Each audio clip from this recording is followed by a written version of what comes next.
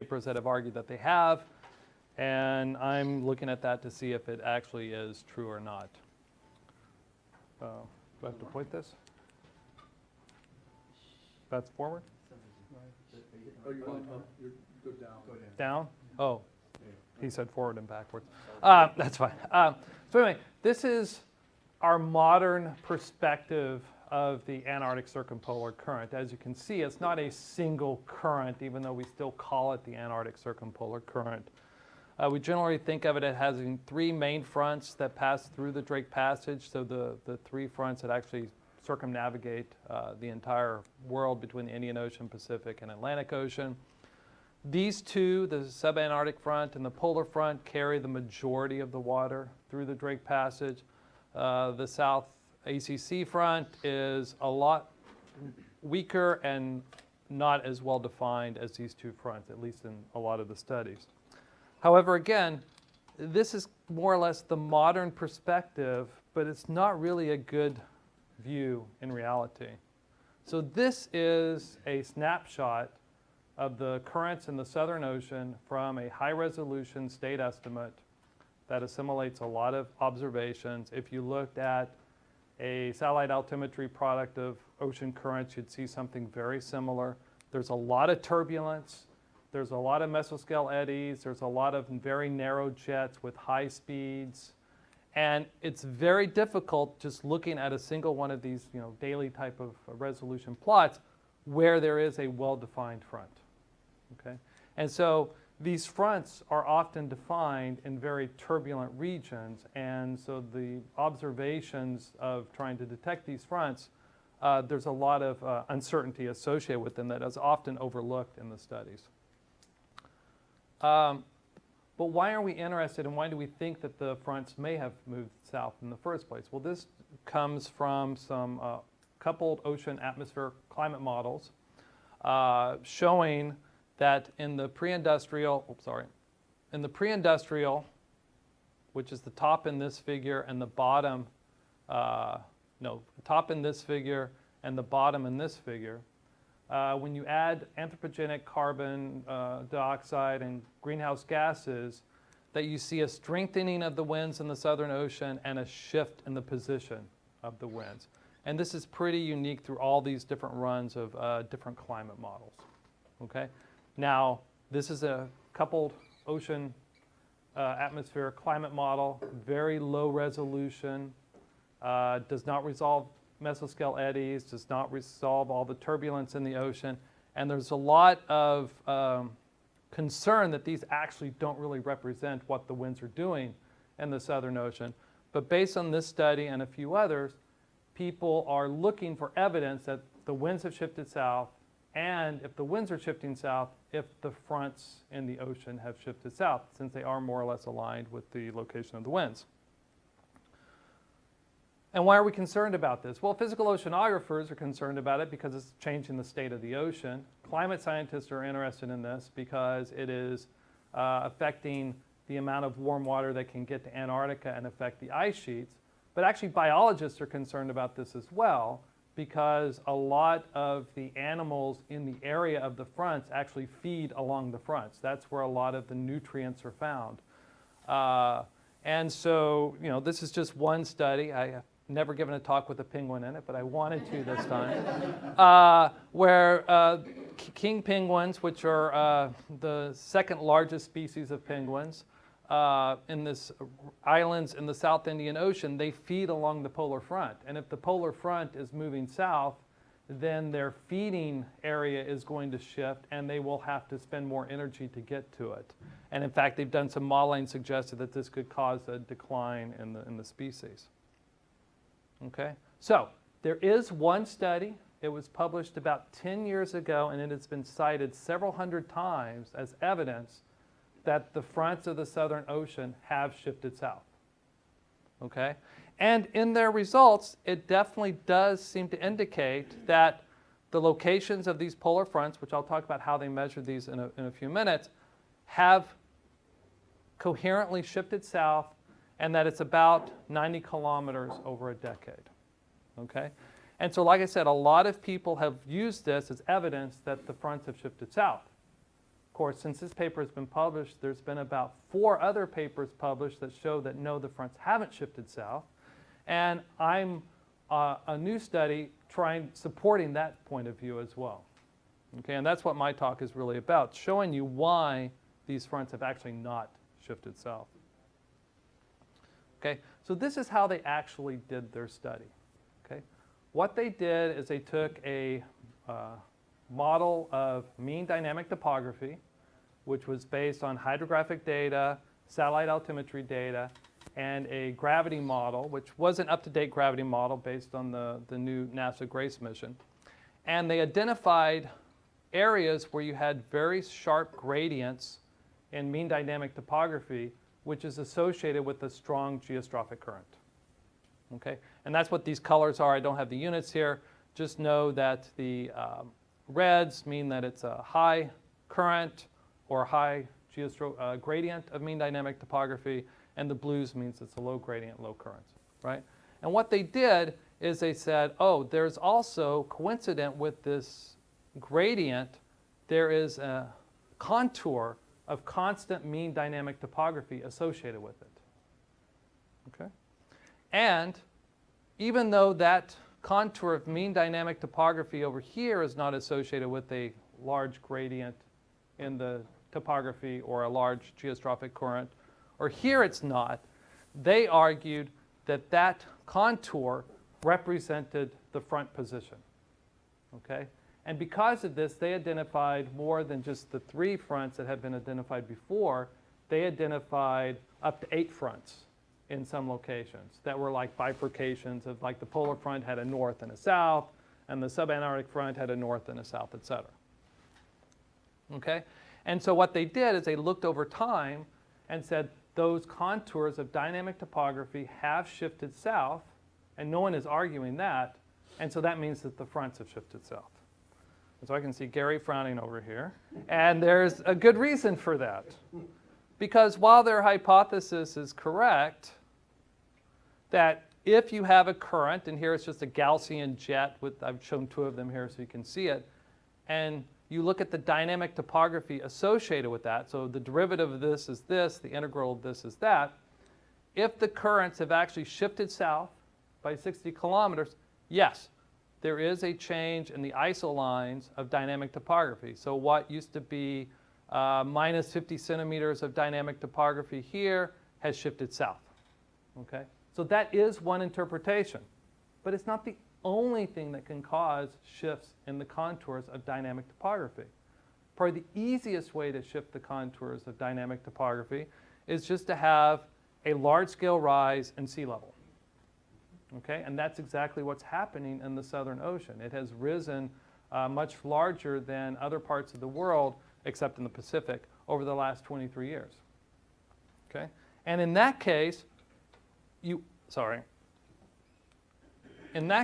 also see a shift in these isolines, of course not at the far ends, but in this area that Sokolov and Rental were looking at, you see this shift in the isolines. But there is no change in the position of the currents. Okay? You can also cause this behavior if instead of having a non-uniform change in the velocity changes and the widths of these jets change as well. Okay? You can also cause a shift in the contours, but the actual mean position of the jets don't change. Right? So I wanted to look at this problem, and I wanted to use exactly the same data that Sokolov and Rental did, but I wanted to approach it in a slightly different fashion. Because if their argument is correct, that these dynamic contour intervals shifting south are causing the dynamic topography, then something else that we can measure with satellite altimetry should also be shifting south, and I'll talk about that in a second. And so I'm using the suite of, keep hitting the wrong button. The suite of satellite altimeters launched in 1992 with Topex Poseidon, and then continuing to JSON 3, which is just launched today, last year. I'm focusing mainly on data from these 3 missions. And instead of using gridded products like probably a lot of people in this room have used, I'm actually using the along track 1 hertz data, which measures the sea surface height every 1 second. Okay? And from that data, I can compute the cross-track velocity at about every 7 kilometers along that ground track. And each one of these ground tracks, the time interval between the point here and the point here is only about a minute. Now, the intervals next to it, they may be a day apart or a few days apart. Okay? But I can measure the cross-track current at each one of these points based on the gradient of the sea surface height anomaly. Okay? It's not the total current, it's the anomalous current. So I can see how the current is varying. Now, at a few points on these ground tracks, called a crossover, when I have an ascending track and a descending track, I can actually measure the component perpendicular to both of those, and I don't actually measure, and from that, I can actually do just a simple rotation, and now at those points, I can actually measure the component in the east-west direction and the component in the north-south direction. So I get a full measure of the time variable current at those crossover points.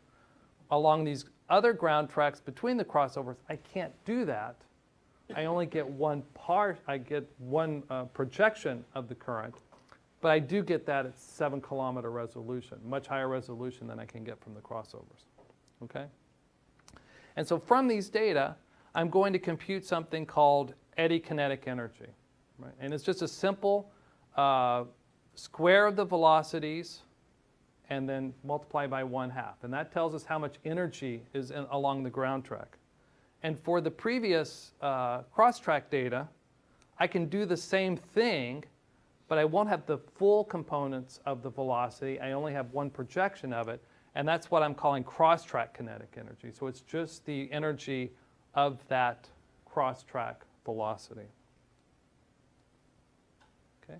And so this is just a profile of that energy profile for 3 specific passes, okay, kind of an average. And what I'm pointing out here is that this cross-track kinetic energy, you can see how it's much more resolution in space than the eddy kinetic energy based on the crossovers. The eddy kinetic energy, of course, has more power because it's only in rare cases that the cross-track energy, that the current is directly perpendicular to the ground track.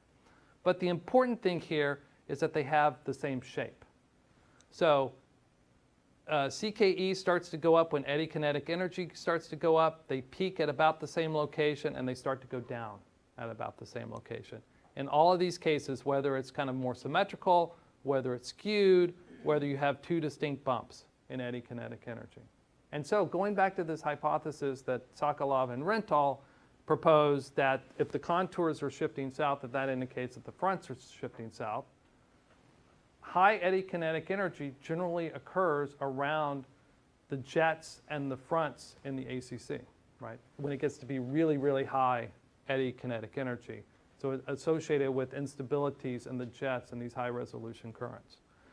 And so I said, well, if the fronts are moving south, then the eddy kinetic energy should be shifting south as well. And so I wanted to actually see, are those bumps in eddy kinetic energy from the start of the mission to the end of the mission, have they systematically shifted south? So to do that, I have to do a little bit of a quantification of how I detect these bumps. And I've done it several different ways, and they all basically give me the same result. This is just an example to show you how variable the kinetic energy is from one time period to another. Okay, so this is taking 3-year averages from 93 until 2015. And so the black here is kind of the mean cross-track kinetic energy along this profile. And then you can see from year to year, you have all these other little periods where you can have really intense kinetic energy and really lows. And these peaks here tend to shift around quite a bit, right? And that's because of these jets that form. And other studies have shown this as well, that these jets can be there for a few months, and then they can move south, and then they can disappear as kind of the actual currents around the fronts redistribute themselves due to nonlinear processes. But what you can see is that the general envelope of these don't change that much. And so that's what I wanted to look at. some measure that finds the envelope of where eddy kinetic energy, or the CKE, is high. And so what I finally derived was to calculate what I call the half power point. And so that is, the algorithm is pretty simple. Find the highest magnitude of CKE along the profile, then find points where it's 25% of that to define an west boundary and an east boundary. And I only do this where it is above some threshold for a certain amount of time. And then I find the integral from this point to a point where the integral of the energy over that area is the same as the integral from that point to here, right? So they're balanced in terms of their integral energy. Okay. And so then, using that half power point, I can track that over time and see, has that shifted south? Has the envelope shifted south? And I've done this other ways. I've looked at just the average between these 2 points.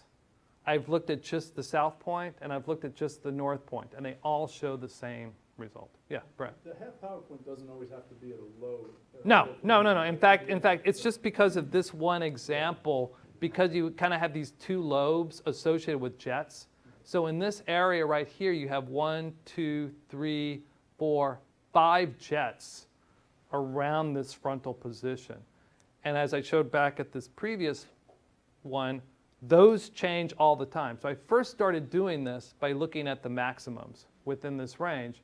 And what you would find is sometimes you'd have 8, sometimes you would have 4. And so trying to deduce which one had moved south was very difficult. Did it actually move, or did it actually just disappear and then another one pop up? And so actually just looking at the range of the kind of broader pattern of the energy was good. Right? All right. So let's put my results in perspective with other results that have looked at the measurements of fronts. Okay. So these orange dots are where I identified enhanced eddy kinetic energy, and this is for the mean. I haven't looked at the shifts yet. And I'm plotting several different estimates of front positions. All right. So a lot of you may be familiar with the Orsi study. Those are the solid lines, and so reds are the subantarctic front, the dark blues are the polar front, and the cyans are the South ACC front. Those are based on, the solid lines are based on historical hydrographic sections, looking at gradients in temperature and salinity to identify a front. The kind of semi-dashed lines were also done by Orsi and a postdoc of his who's now in South Korea.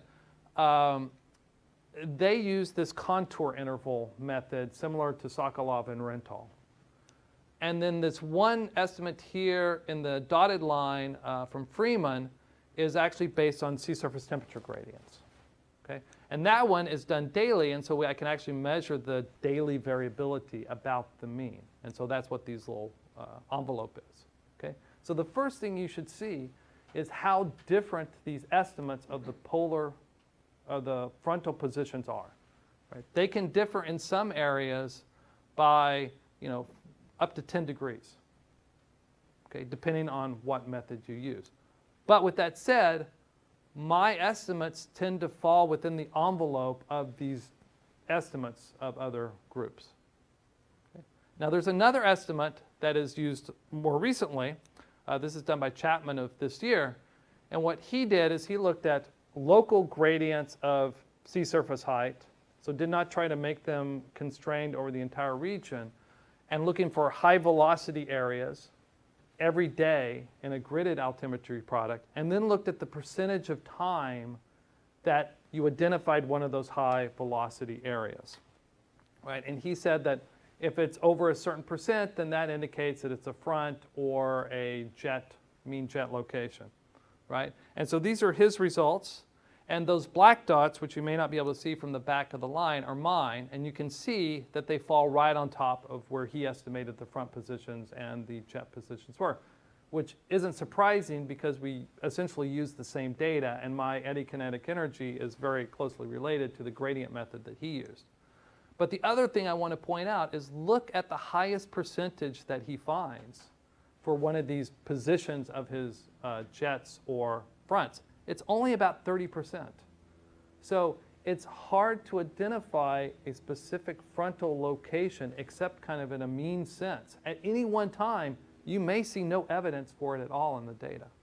All right, now to the punchline of this talk, have those shifted south?